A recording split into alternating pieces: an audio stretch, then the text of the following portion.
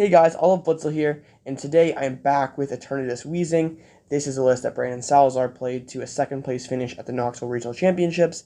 And as you guys have, if you watch any of my videos, you'll definitely recall that I'm a very outspoken critic of Eternatus and Weezing over this last format especially. Weezing, while it does have a little bit of merit being able to slow down that Lost Box and Lugia, I just am very skeptical because its damage output is just so low and it doesn't apply any sort of pressure that your opponent still has time to get back into the game. So I've been a big critic, and I do not think that this deck is very good, and I would never recommend it to anyone. But if you told me that you had to play Eternatus, I would say that this is probably as close to optimal as you can get. I love the 4/3 Marnie in this deck because it makes it so even if your opponents just draw passing, you're not doing much damage per turn, you still can make it so they can't build up a very strong hand, that they can't build like a solid combo of cards to beat you, which I think is nice. And the one Boost Shake is really cool to use with those 4 Seal Stones. You easily can find it, and because Boost Shake is not necessarily going to be useful in every scenario, so you don't want them bogging down your hand late in games. But there are spots where you need to get that turn 1 Weezing. So 4 Seal Stone definitely is pretty cool to find that. And Temple of Sinnoh is really good against Lugia, especially when you combine it with that ability lock, because then they can use Pumpkaboo to bump that stadium. So I think that this list is very close to optimal for Weezing. I don't know how much value Parasol really adds to the deck because like you're hopefully just beating Lost Box anyway with just Weezing. So Parasol might be the card I look to cut if I had to cut something. I haven't played too many games with this deck. It's not my thing, but I know there's some big Weezing fans out there, and it had an impressive result, so I had to give it a try. Brandon's the finals definitely did not go his way, but still a very impressive result. Can never take that away from this deck.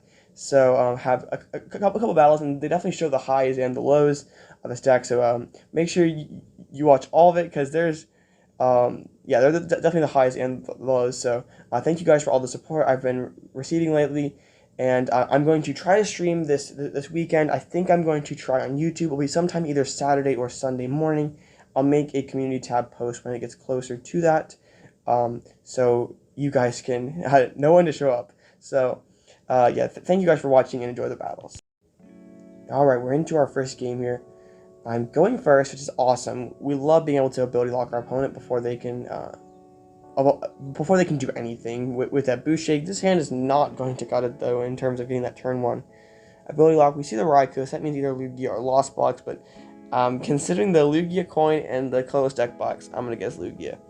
So I don't know if I should drop the Temple there. Like, Hiding is definitely correct, but the Temple I don't think is, because even if it says Lugia, which it is, now I can't pivot for free. I don't think that really matters that much. Like, the energy in the Crobat is unlikely to matter. But also, it could just get bombed. Like, I know my hand could get disrupted, and I don't have that lockdown. But okay, we have this Ascension this turn, so we can retreat our Crobat and Ascend with our Weezing. Not the greatest hand ever. I mean, we do the Seal Stone. I'm going to get into the deck with this Ultra Ball, try to Crobat and build up. I'd like to get an Eternatus. I'd like to get a backup Weezing set up. I mean, it would be unfortunate if we drew all our Weezings, which fortunately we did not do. I'm just going to retreat. I could rope, but this Raikou is a bit awkward for my opponent to move, so we had this turn to Weezing lock, and that's pretty solid for us. So hopefully opponent is not playing Cologne or has an easy way to find it, and hopefully we can start chipping away with that poison, build up Eternatus in the background, and hopefully just that Eternatus slows down, or the Weezing slows down our opponent enough that... Oh, an Irida. This could be Cologne. This could be disastrous. Oh, man. But hopefully Weezing slows down our opponent enough that we can move into that Eternatus to just start taking knockouts, and hopefully we'll be far enough ahead at that point. But, yeah, it takes a couple turns, because 60 or 40 damage is not exactly super amazing damage anymore. We see a Vacuum from my opponent, which is sort of interesting. They didn't grab Cologne, so that means they're not playing it. Incense for Archeops. So I'm kind of confused what my opponent is trying to do here. So, alright, I'm going to drop the Temple once again, I think. I can start Alchemy. I think I want to grab the Sneasler just so I can two-shot this Raikou. I don't want to Marnie. My opponent has a 1-card hand, so I'm just kind of hoping that my opponent doesn't have a very strong hand. eventually UV, and then they research. And I'm guessing that I still stand by that Marnie play, because I'm guessing that they top decked it, just considering the way they played their last turn. Like, why would you Aurora for that Lugia, Aurora out that Lugia, Aurora out that Archeops, excuse me, if you had research in hand anyway? I don't know. I think I played it correctly. I just got punished by a good top deck by my opponent. So the Raikou goes down. So we're probably gonna see the V-Star, which sort of surprises me. We'll just Marnie them back. Hopefully find an Eternatus. We need to start building up an Eternatus. No such luck, but we'll just drop the poison down, I guess. And our opponent cannot attack us, which is good. Hopefully they do not have a boss just immediately break this ability lock. And if they do, that'd be disastrous. So Stoutland V and a research. So no boss this turn, and we have the judge to disrupt them back down to 4. And just hopefully try to make life difficult for them to boss up a Crobat or something to get around our lock. In a format with no Gust, I think Weezing would probably be a lot better too, because I mean, decks play 3 to 4 Gust cards, so it's not that difficult to draw them. So it's not exactly a debilitating lock like we've seen with ability lock decks before, like Garb and other things like that back in the day. I'm going to try to rope just to make it so my opponent just has something stranded and active that hopefully I can take 2 easy prizes on while I build up an Eternatus. And my deck is still just not giving me my cards I want. Like, it's kind of just, I don't know. Like, I know you're not accumulating a large amount of cards per turn, which just judges, but like, man, this is I'm just drawing really clunky. So we're gonna Severe Poison. We can start putting pressure on this Stoutland. And we can take the 2 prizes with this Stoutland. Oh, boss, no, and up that Eternatus. Alright, so we see the Summoning Star. This is where things come crashing down, because we spent all that time ability locking our opponent, and see what happens. They just set up, and then they can knock us out, which is really bad. They just pump 200 on the active, 1 on the Lugia, and they take us out. So, yeah, and then I can't do anything, because I'm too far behind. Doing 60 a turn is not going to cut it. Hold up, they did not read Temple of Sinnoh, because they cannot retreat the Stoutland, so they have energy in hand to retreat now. Okay, we have a chance. All is not lost. So my opponent is now read my Temple of Sinnoh, and now he realizes that he needs a Primal Turbo again onto the Stoutland, and he does. Alright, well, we're going to see a Wild Tackle, it looks like. That's kind of interesting, because now this is going to, coming back into my turn, going to die to this. Going back to my opponent's turn, going to die to the Paralysis. Crobat is such a lucky top deck. Alright, but this hand is so bad. I don't want to Serena out a boss, but I kind of have to. I need to draw more cards. I need to find a switch. Nope. Alright, well, RIP Eternatus. Taking out the Stoutland is pretty nice, and hopefully we can respond back on this Lugia. So Lugia is going to Yveltal. So they have the Yveltal raw in hand. And this is where things get difficult, because I can spend my last boss to take out this Yveltal, but then I can't find a way to take out this Lugia. So man, this is a really difficult scenario, because yeah, they're gonna take the knockout. Tempest Dive. Bomb my Temple. Excuse me. So I'm gonna promote the. Okay, yeah, I did my Pokemon first. I think I'm gonna promote the Eternatus. I think taking out the Yveltal is the correct play, because that I can just take out this Lugia and then just lose on the next turn. So I have to take out this Yveltal. I'm going to Quick Ball. I don't have another Crobat in deck, but we can thin out the deck and grab another Eternatus to fall back into, and then I'll Dread End for the knockout. So we are. My opponent cannot bring back a Lugia. Like, I expect him to attack with an Archeops into this Eternatus, which is where things get really weird, because yeah, this is gonna be a tough one to win. Like, this illustrates the point I tried to articulate in the intro perfectly. Weezing, while it shut my opponent down for the first 5 turns of the game, they still drew out of it, and doing 60 a turn is so little in today's format, which is kind of funny, because like back in the day, EXs, I don't have 3 shot on like a 1 HP EX, but 280, like 220 is like the new norm for basic 2 prizes. Like, I'm 4-shotting at best, and that's like, it's just really not great damage, and they can just draw out of it. And then my backup plan is just so weak, because it's, yeah. So I'm in a really tough spot because I have no bosses. That Sharon's carries. It's interesting. It's not necessarily bad for me, but it's not great for me either. So I'm gonna play this Ultra Ball, get rid of the Weezing and the Marnie.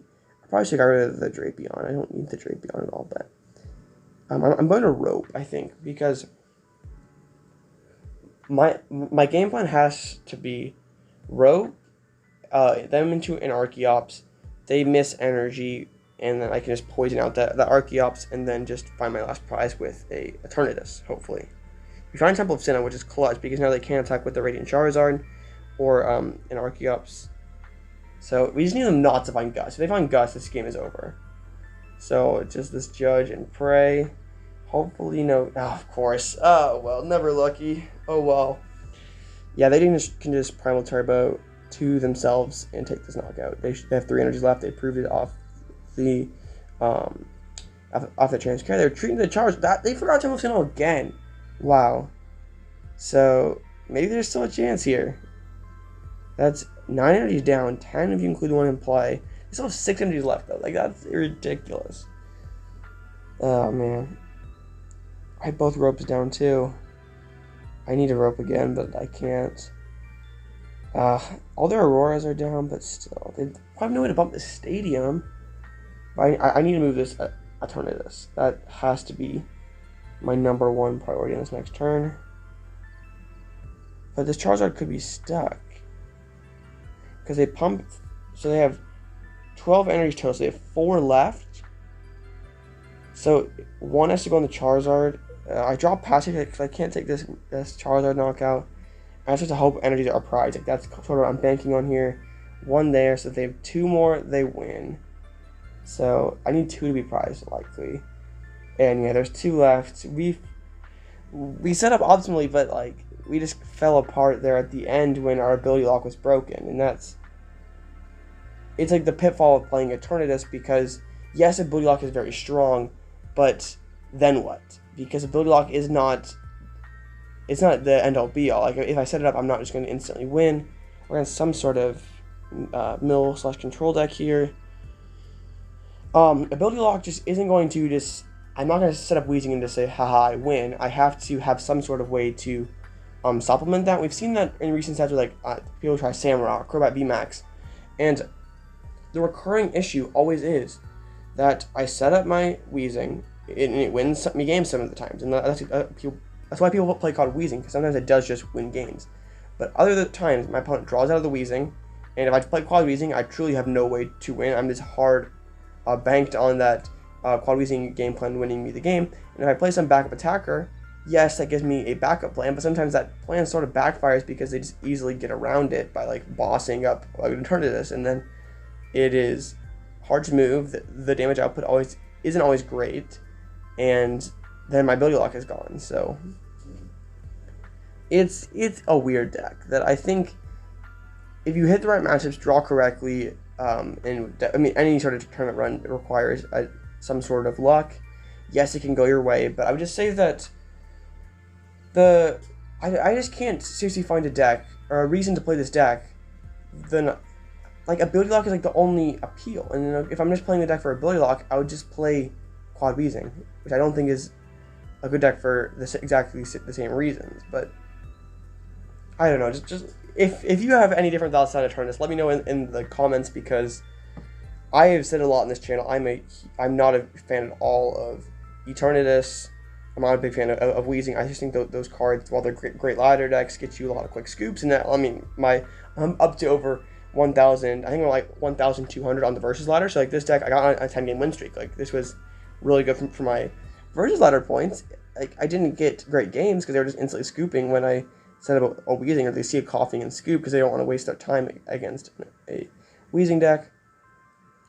So the too long didn't read is Weezing ability look is good, and that's always has been good, always will be good in the Pokemon trading card game. But you need some sort of backup plan, and that's why Garb is like the gold standard for ability lock, because you could play like Mewtwo Garbs, Toad Garb, and you always had some sort of other attacker. Like, you had a beat stick attacker, and Eternatus is just an inefficient beat stick attacker. And then your ability lock, like, I can, with Garb, I don't have to have my ability lock active. Like, I can use Seismitoad and ability lock you. I can use Mewtwo and one-shot you and also keep you ability locked. I'm doing 60 a turn in ability locking you. So, it's just, anytime you see an ability lock card put in, like Klefki coming out in Scarlet and Violet, it's going to see play, it's going to see hype. But I'm skeptical. I think Klefki is going to be a lot better than Weezing, just because Klefki you can play in any deck. It's a basic Pokemon, and it's low maintenance. You can just throw it in any deck that you want. So I think Klefki will be a very interesting card, especially to see how it counteracts Lost in Box. Because I think Lost in Box is one of the big winners from the rotation. And I'm trying to get some post-rotation content around.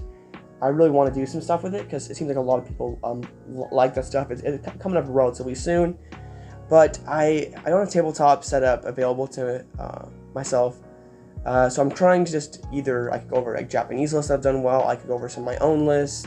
I could try to play on Untap. I don't know. I haven't touched Untap in a long time. I don't know if I want to, and then again, I need a friend to play with me because I'm not just going in to face randos on Untap. But who knows? I'm going to try to figure something out because I've had multiple requests to do some post-rotation stuff. So I might have something by this weekend.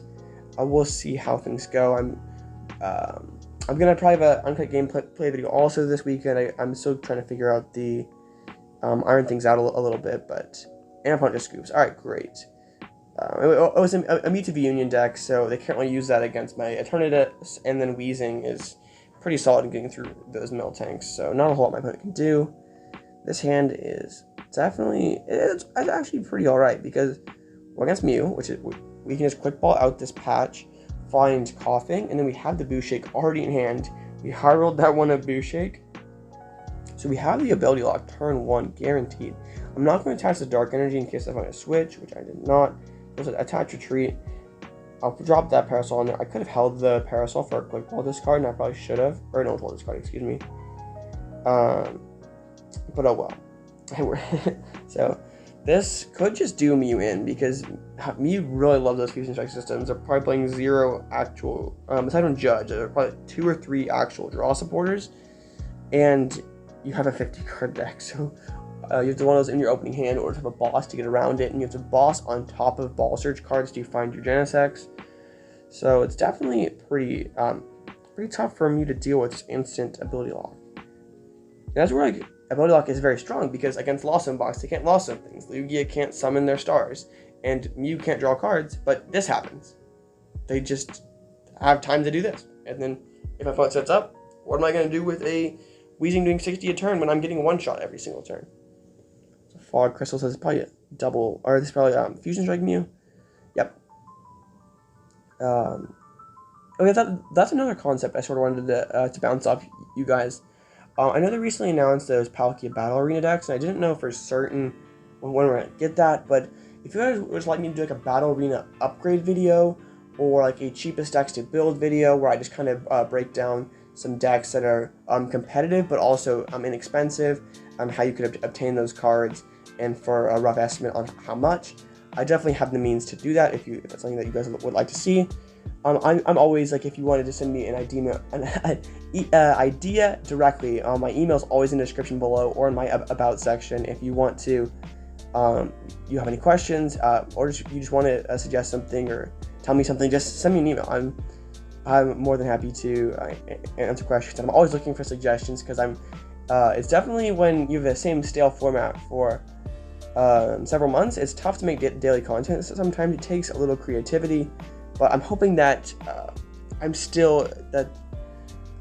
even though the format gets old a little bit, like these videos are still informative. You guys still get something from them, and we still can have a good time, because in the end, this is a card game meant to have fun, and then we might stress over tournaments and all the money and stuff like that involved. But this is a card game. We're supposed to have fun. So yeah, just like decks like Weezing, they're not necessarily the best, but it can be pretty funny to troll your opponent. So that's what ultimately my goal with my content is. I want to be informative. I want people to be able to watch my videos and genuinely learn something new about, like whether they're new or a veteran player, that they can still learn something from my content. But also you can watch myself in, you can just have a generally good time watching me play some Pokemon, and yeah, that's just like sort of my goal with this channel, and that we may not get as big as some other channels, or it may not be as fancy edits or high quality, but it's going to be me, and that's really all that I care about. That it's something that I would watch and something that you can learn from and have a good time watching. Then that's what it's going to be. And that if that's not for you, then I'm not going to change who I am or what I do just to cater to specific people. That I'm just going to keep doing what I'm doing. And it seems that, I mean, there seems to be some people who genuinely like my content. That really makes me feel so awesome, that that anyone has the power to make someone else, like anyone can do something to make someone else feel good, or have a better day, or just do something kind. And you can do that to someone every day, and that it's kind of cool that I can do something that I always do. I'm playing Pokemon every single day. I'm thinking about Pokemon every single day, and it takes me just a little time extra every day to record these games, edit these games, and it can teach someone something new. It can help them learn how to play Pokemon better, and that's awesome. Like I'm really happy that there are people who genuinely gain new things from my videos. So sorry about all that rambling. We'll get back into the commentary in a little bit. Like it's just I don't know if you guys just want to hear me like, he draws, he passes, 40 damage for poison, I draw, I poison him. Like it's just like, it's Weezing. Like the gameplay is not exactly riveting, so I'm sorry if this video is kind of rambly, but I don't know. I wanted to upload this deck because it did just get second place at regionals after it has received a lot of criticism. So I wanted to just like show that, hey, it exists, it's good, sort of. And yeah, it's not exactly the most fun deck to watch and the most fun deck to cast, but it exists, and it's a thing. And whether it's a good thing or a anything, I don't know. It's a thing. It's Weezing. Another opponent that has not read Temple of Sinnoh, which is funny. I mean, it's sort of like second nature to me. So sometimes it's easy to make fun of people like this, but just reading your opponent's cards makes you such a better player. It's like one of those simple things that you can do. Just know what the cards do, and you're gonna misplay so much less. It's sort of funny, but it's really that simple. That like one easy tip just to play better is just read your opponent's cards, or just know what your opponent's stuff does, and be aware of what your opponent's board. Like that's literally it. Like I'm not saying that's everything you need to do to be a pro player or even a great player, but it's a great start indeed. And my opponent is taking a bit here. This Temple of Sinnoh really has ruined their day, I think. And there's a concession. Yeah, and after my big rant about making people happy, and then you just have me playing Weezing, which is making people the opposite of that. So maybe take what I have to say with a grain of salt. But anyway, on to this game. Another Fusion Mew. After my infamous Elo tank with Mew to try to get that Lugia game, now I'm just in the pits with the Fusion Mews and things like that. So it'll take a bit to get back after tanking 60 games, but yeah. So I think it's probably people who just probably redeemed the Mew Battle Arena deck, and while it's good enough to get them out of theme deck tier, it's not necessarily good enough to get them into like super meta tier, which, I mean, it's fine.